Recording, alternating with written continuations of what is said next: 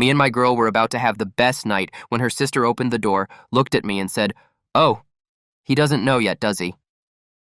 There are 7 words in that sentence, and I have turned them over in my mind so many times in the months since that they've worn smooth, like stones in a river, and I still can't find a way to arrange them that makes them mean anything other than exactly what they meant. She said them the way you say something you've been holding back for a long time and have finally, at the worst possible moment, allowed to escape. Not cruel, not triumphant, just tired, with the specific exhaustion of someone who has been carrying a secret that doesn't belong to them and has run out of the energy to keep carrying it. Her name was Odessa. She was 24 years old, 2 years younger than my girlfriend Celeste, and she was standing in the doorway of Celeste's apartment in bare feet and an oversized sweatshirt, looking at me with an expression I had not seen directed at me before. The expression of someone who feels sorry for you, not because something bad has happened, but because something bad is about to. I was holding a bottle of wine and a takeout bag from the Thai place 3 blocks away, and I had been, 30 seconds before this, genuinely, uncomplicated happy. Then Odessa said those 7 words, and Celeste, standing behind me, went completely still. I had been with Celeste Addo for 2 years and 8 months when Odessa opened that door. We met through a mutual colleague at a work event, one of those cocktail parties that exist primarily to justify the budget line item, where the food is too small and the conversations are too loud and you spend most of the time looking for a reason to leave and occasionally find one in the form of a person worth talking to instead.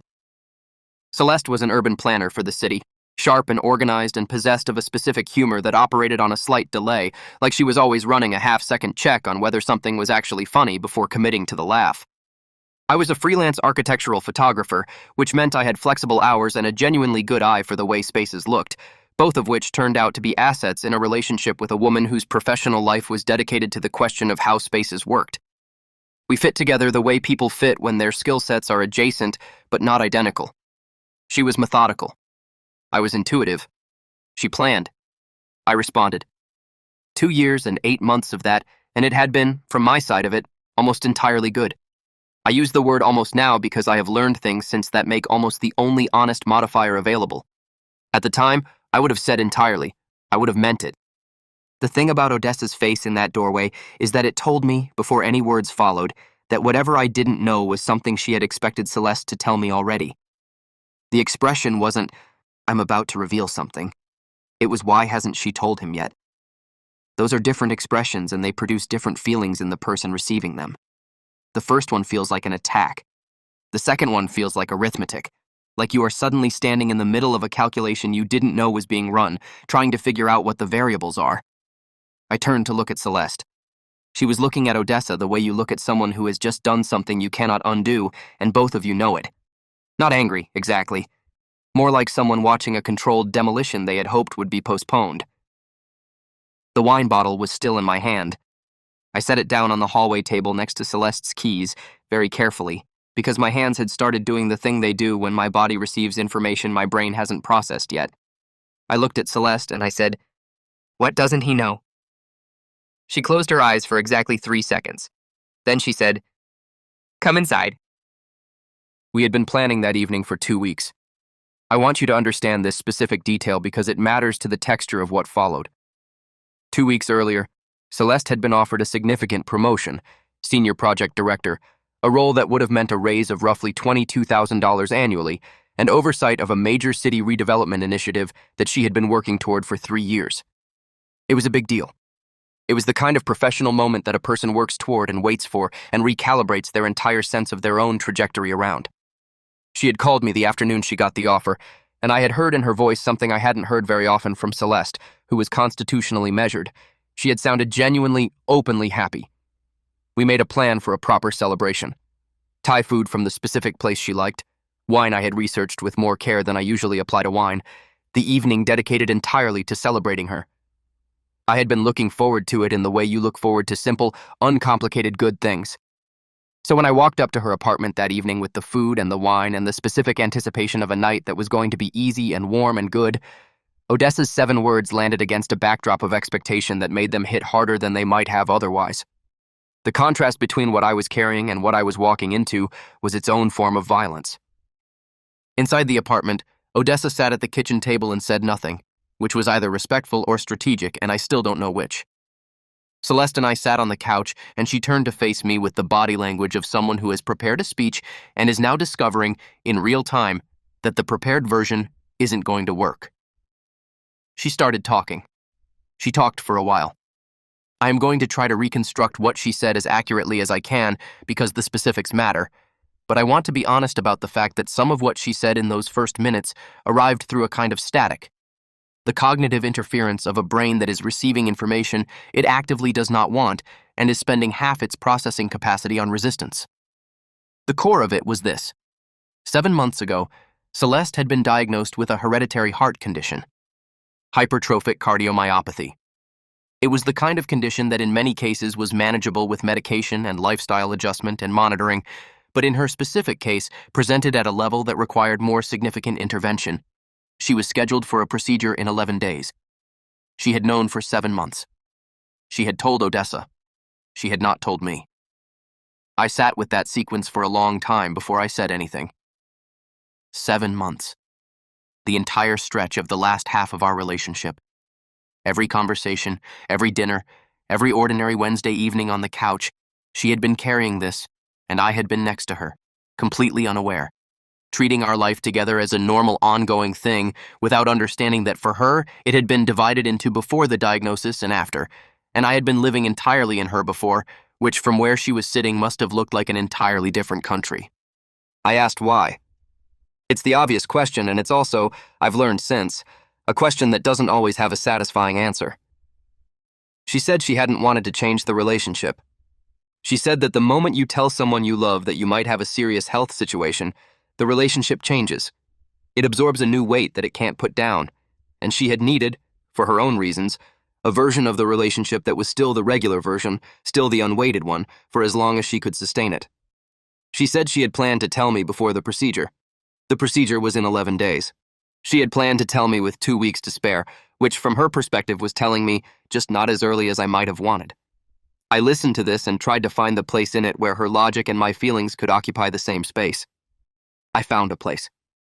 It was small and uncomfortable and required me to simultaneously understand her reasoning and acknowledge that it had left me 7 months outside of something that was happening to the person I loved, and that I was going to need to do a significant amount of thinking before I understood what to do with that. My hands were flat on my knees. The Thai food was on the kitchen counter getting cold. Odessa had quietly moved to the bedroom sometime in the preceding minutes. I looked at Celeste, and she was looking at me with the expression of someone who has been waiting for a verdict they've had a long time to fear. I didn't leave that night. I want to be clear about that because I think the expected narrative of this kind of story involves a dramatic exit, a door closing, an immediate and definitive response. What actually happened was less cinematic and more honest. I sat on that couch for a while longer.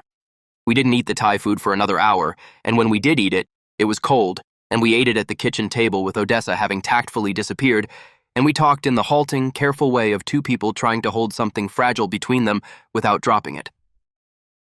I went home at midnight.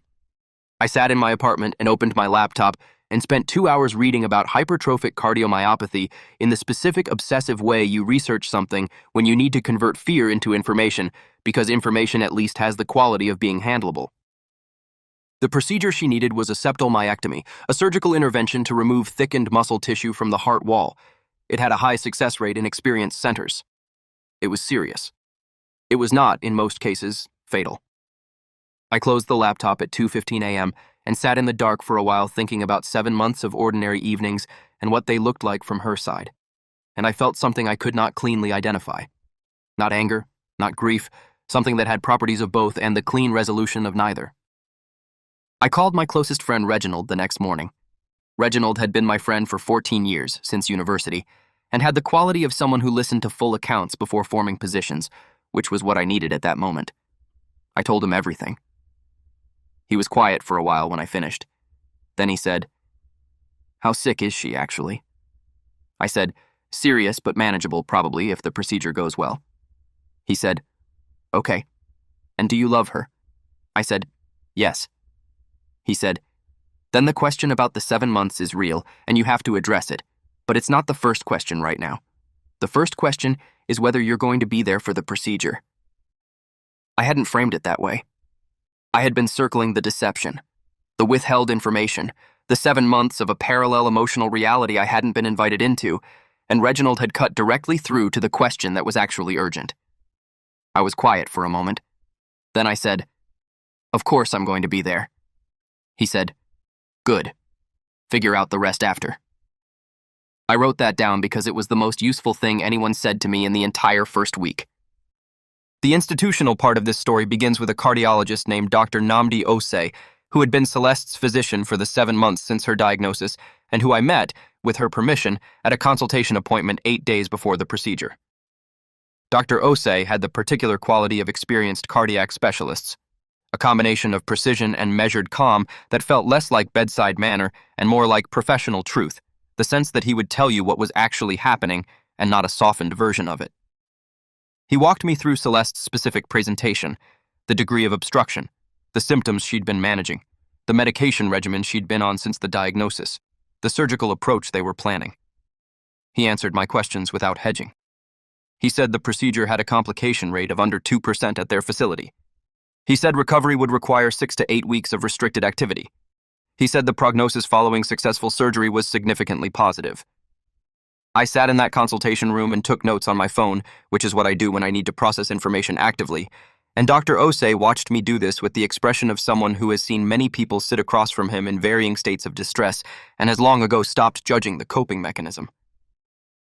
After the appointment, Celeste and I sat in the car in the parking structure for 20 minutes before she started the engine, and I told her that I needed to say one thing clearly before the procedure happened and we moved into the recovery period. She said, "Okay." I said, "I'm not going anywhere. I'm here for this.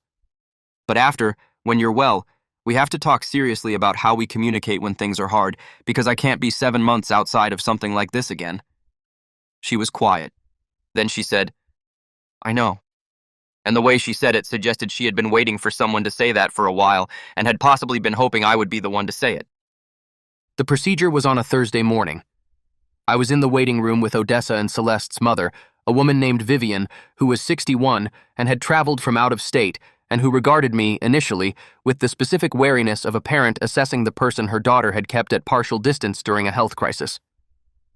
Vivian and I talked in the waiting room for 4 hours, which is a long time to talk to someone you've met under stress, and by the end of those 4 hours I understood Celeste more completely than I had before, which is something I have thought about often since. The idea that learning someone's full context sometimes requires circumstances that their ordinary presentation doesn't create.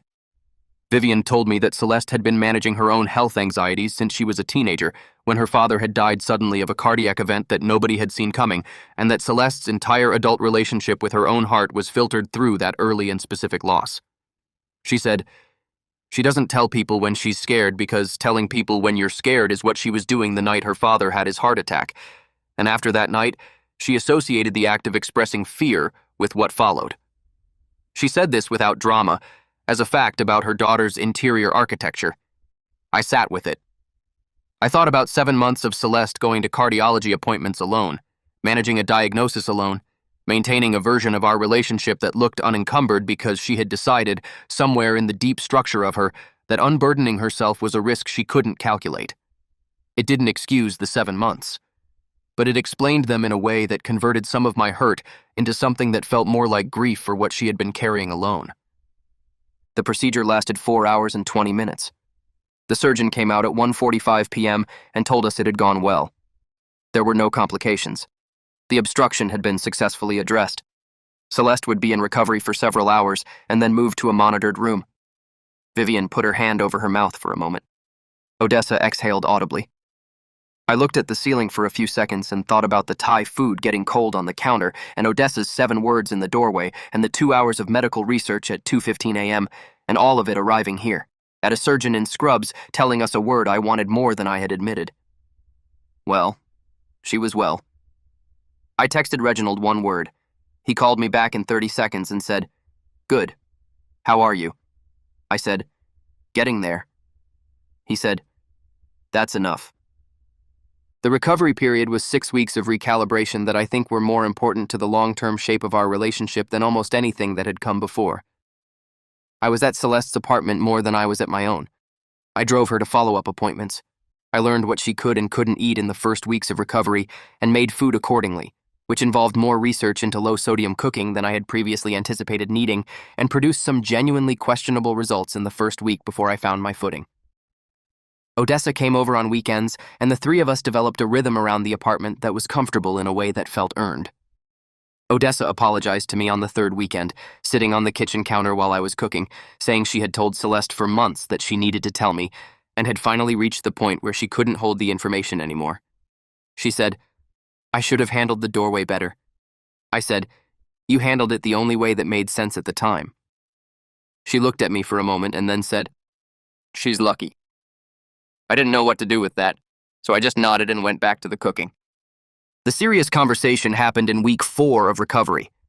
We had been building toward it the whole time, circling it in the careful way of two people who can see the necessary conversation on the horizon and are both managing the approach. We sat at her kitchen table with tea, both of us off our phones, and we talked about it properly for the first time. I told her what the 7 months had felt like from the outside, not as an accusation but as an account, the way you give an account to someone you need to understand your experience. She listened the whole way through without defending. Then she talked about the inside of those 7 months, about her father, about what the diagnosis had felt like arriving on top of that specific history, about the day she had decided to wait and the way that decision had compounded until the weight of it was pressing on everything, and the relief of Odessa opening that door had been, underneath her panic, real. We talked for 2 hours. Neither of us left with a resolution exactly. Resolutions are not what that kind of conversation produces. What it produced was something more like a shared map. We could both see, after 2 hours, where the other person had been standing. The distance was smaller from that vantage point. I started seeing a therapist named Constance Abubakar, a clinical psychologist with 12 years of practice who specialized in what she called relational ruptures, not breakups, not abuse, but the specific and quieter damage done when two people who genuinely love each other manage to keep significant things from each other. I found her through a professional network, chose her partly on the basis of a recommendation, and partly because her intake questionnaire asked better questions than any of the others I'd looked at. She had the quality of someone who was genuinely curious about the specific shape of your particular situation, rather than applying a general framework to it. We met every week for 3 months. I went by myself for the first 6 weeks, then Celeste and I went together for the last 6. Constance had a way of asking questions that made the person answering feel like the question was in their favor. Not soft exactly, but directional, pointing towards something useful rather than something that hurt for its own sake. She said to us in our third joint session, "The issue isn't the 7 months in isolation. The issue is whether you both understand why the 7 months was possible and whether the understanding is going to change the conditions that made it possible." That felt accurate. We worked on it. We are still working on it, which is what working on something real looks like. I want to tell you something about Odessa's 7 words that I've arrived at over the months since the doorway. She didn't mean to blow anything up. She was simply, for one exhausted second, unable to continue performing the knowledge that she had while watching me perform the ignorance I didn't know I had. The collision of those 2 states in a doorway produced 7 words that turned out to be the mechanism by which everything that needed to happen was allowed to happen. There's an argument that Odessa did me a favor. There's an equal argument that Celeste would have told me before the procedure, as she'd planned, and that Odessa's interference was an overstep. I've turned both arguments over enough times that they've worn smooth too. What I've settled on is that it doesn't matter which argument is right, because the outcome was the same either way. I was standing in a hallway at the beginning of a night I had expected to be uncomplicated, and instead of an uncomplicated night, I got the truest version of the person I loved, which arrived, as truth often does, through a door I hadn't expected to be opened. Celeste went back to work 8 weeks after the procedure. She accepted the promotion. She is 3 months into the senior project director role and is, from all observable evidence, exactly as capable of it as she always was, which is extremely. She wears a monitoring device on her wrist now, a medical-grade sensor that tracks her cardiac activity and syncs to Dr. Osei's system. And in the beginning, this device was a constant visible reminder of everything that had happened, but it has become, over time, simply part of her, the way the reading glasses on the nightstand had been simply part of the old version of our apartment. I have stopped noticing it in the same way I have stopped noticing the things that belong to someone once they have fully become part of your daily life. She tells me things now.